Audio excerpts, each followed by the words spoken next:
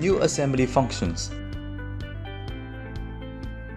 ZW3D 2021 introduces several new assembly functions to help you improve productivity.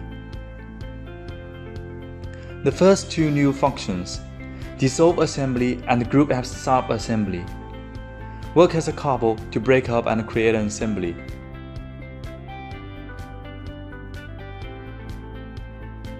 They help you quickly reorganize the assembly structure. The unplaced components are virtual components that only appear in the assembly tree, but not in the graphic window.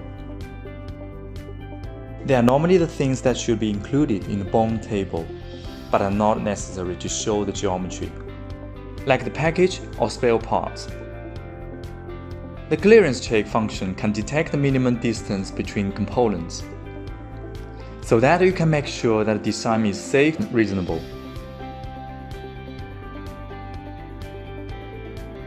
The last new function for assembly is batch attribute edit. With its help, you can select multiple components and edit their attributes according to the template by one click, greatly saving your time.